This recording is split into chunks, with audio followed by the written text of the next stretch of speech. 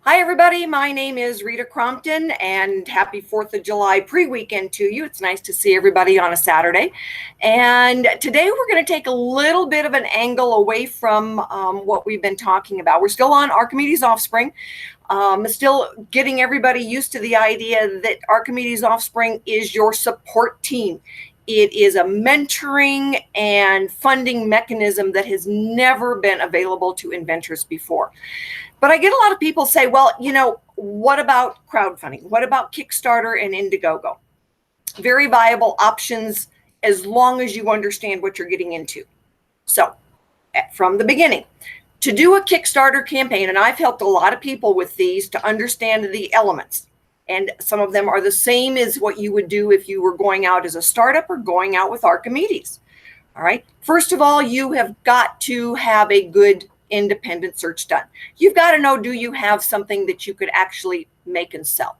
Are you infringing on somebody else? Again, that first step you pay for is the independent search. Email, call me if you need some suggestions on where to go to get this done. It is really a conflict of interest for the attorney that you plan to use to do the search. They don't really want to find anything, and they're going to charge you a lot more because of their hourly billable rate than a flat rate for a comprehensive search.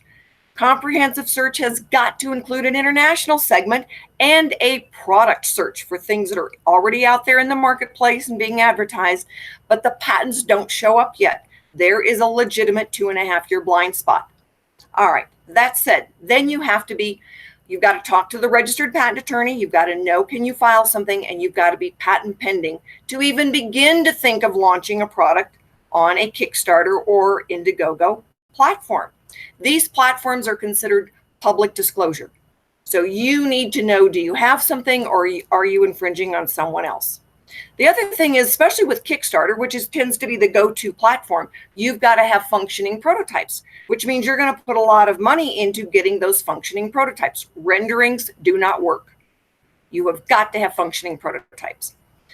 And the next piece that you need to have is hard costs. All right, the place where we see inventors get in trouble on a Kickstarter campaign is they really don't understand the pre-campaign budget. So there's two elements of that.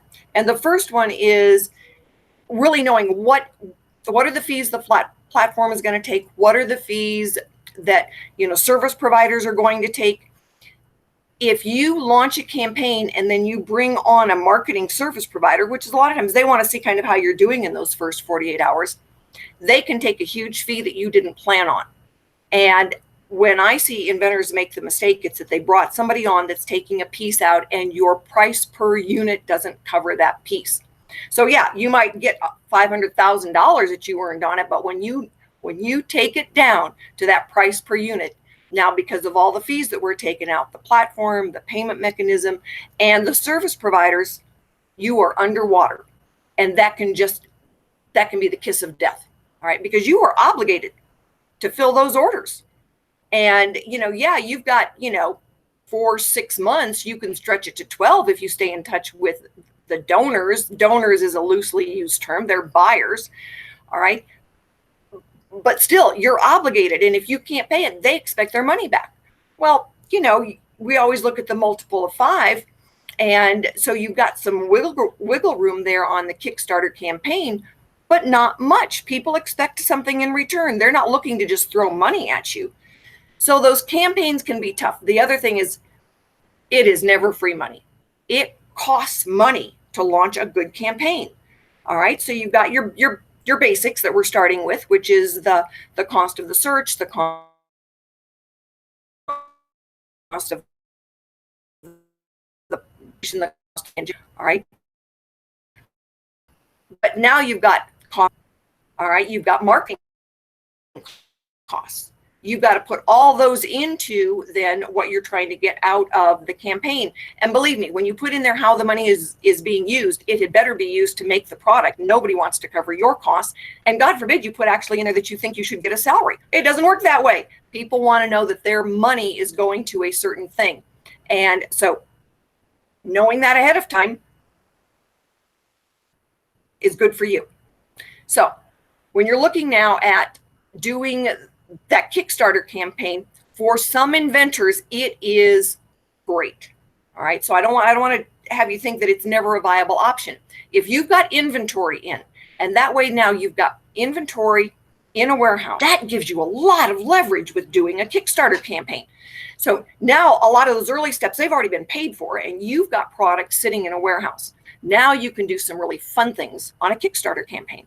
And a lot of companies, they pay attention there. When you go and look at Indiegogo and Kickstarter to get some basics, you look at the video that's been done, you look at, the way they've set it up and their options that are along the right side of the page. All right.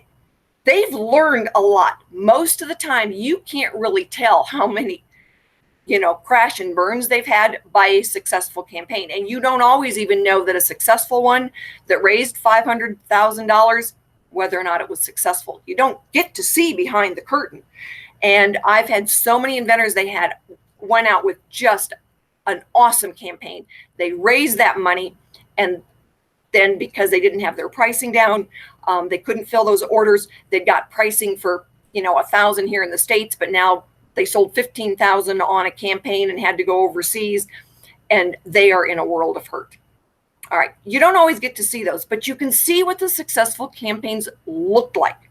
And those are the ones that you want to then create yours around.